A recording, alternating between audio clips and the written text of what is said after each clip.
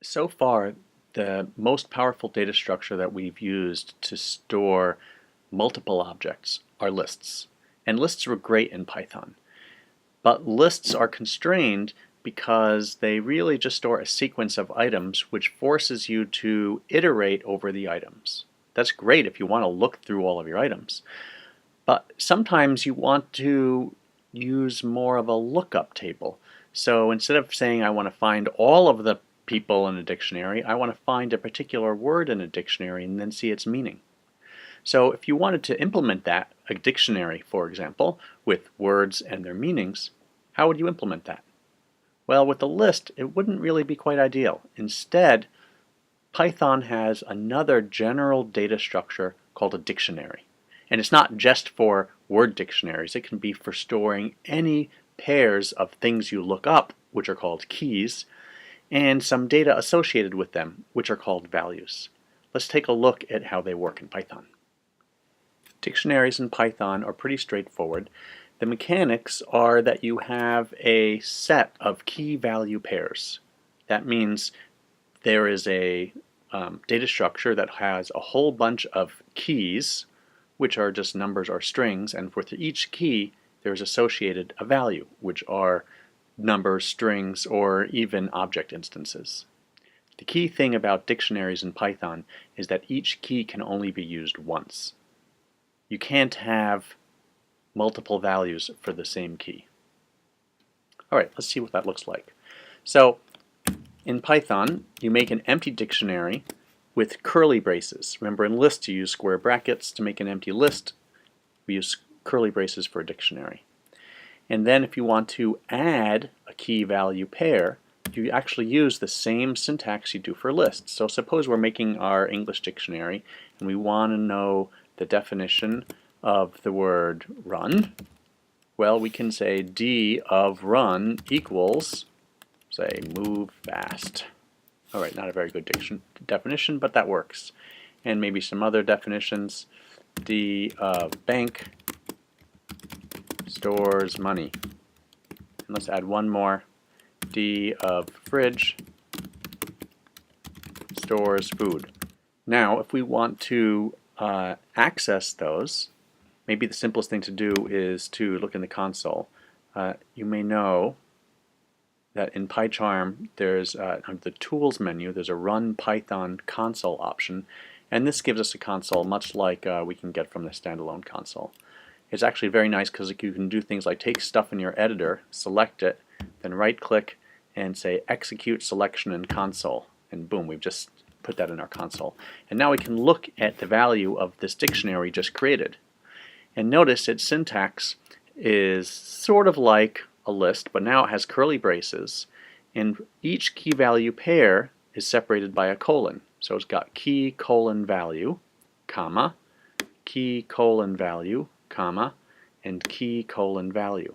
And then we can look up a value for any key. So if we want to look up the definition of fridge, we just type in D square brackets fridge, and that tells us this value is stores food.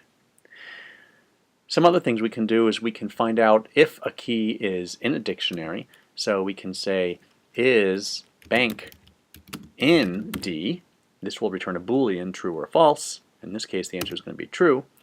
But if we wanted to see if there was any money in D, the answer would be false. And so we can use that in condition, like an if statement or a while loop.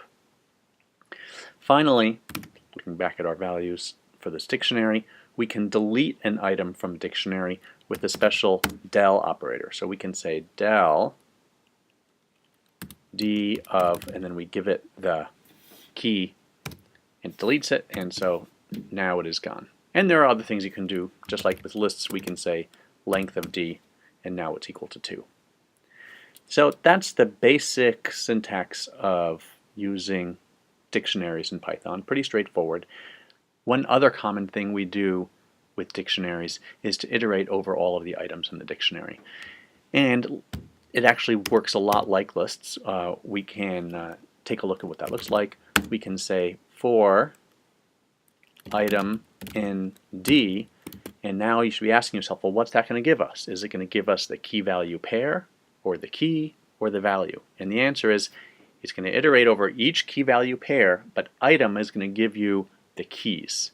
So if we print those out, we will see what happens. Let's run this. And sure enough, it prints out the keys, run, fridge, and bank. We could make something a little bit cleverer. For example, maybe we want to print out the keys and the values together. So now we're going to print the item, which is the key, and then concatenate onto it. We're going to look up the value for that item by saying d of item. And notice now we're not using quotes because item is a variable, which is the key, and we want to get that key, which is stored in this variable. So we run this, and now we get the keys and their definitions. Let's make a phone book as an example of using a dictionary. A phone book is a nice match to a dictionary because we have a list of names, and for each name we have a phone number. The problem is, in real life you might have multiple people with the same name, and in Python dictionaries you can only have each key once in the dictionary. So how are we going to address that? We're going to have to come up with a special way of using Python dictionaries so that we can have multiple values for each key. And I have an idea. Let's draw a sketch to figure it out. So suppose these are the keys and values we want to put into a dictionary. This is straightforward, right? Because each person only exists once.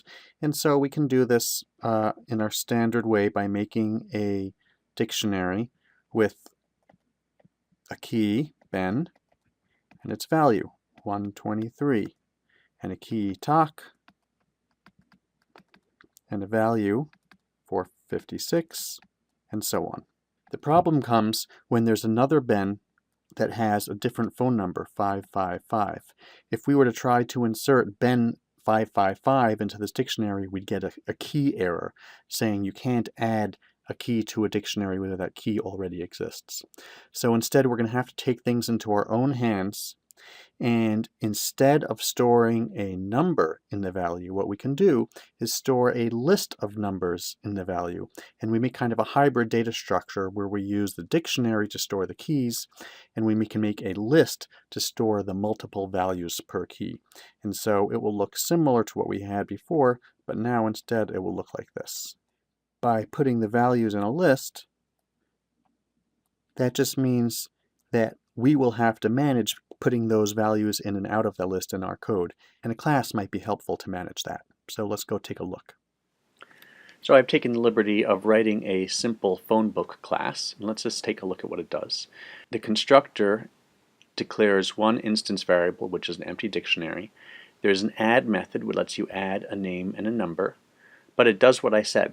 So if the name that you're about to add already exists in the phone book, it assumes that the value for that entry is a list, and so it adds the number with the append method onto that list. If, on the other hand, name wasn't in the phone book, meaning this is the first time you're adding that name, in that case it declares a new key for this dictionary and it adds to it a new list containing a single item, which is the number. So this is that key logic that we need to manage. Then I added some utility function. GetNames is a method that returns all of the keys, and you'll see, just like everything else in Python, each special data structure really is implemented with a class, and there's all kinds of utility methods, and you can look them up.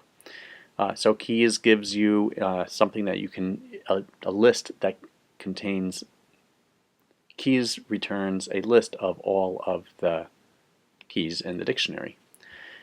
And then the get method takes a name and returns the values. So it's going to return the list of all the values associated with that name. And we do that just by accessing the dictionary based on that name, because that contains a list. And then here's a utility method called dump to print everything out. And do you remember how in the for loop, if we wanted to iterate over a list, we could use that special enumerate method, which would give us both the index and the values? Well, when you have a dictionary, there's a special method called iterItems, which lets you use a for loop and give both the keys and the values in one shot. So we can get print key NV, just a utility. You could do it manually instead. All right, so here's my little testing harness. Run phone book is a class which makes a phone book, and it adds me, Ben, twice with 2 different phone numbers, and then it adds Allison with the phone number, and then it calls that dump method and runs it. All right, let's take a look at this and see what happens. And it does what we'd expect. Allison has one phone number, and Ben has 2 phone numbers. And that's Dictionaries.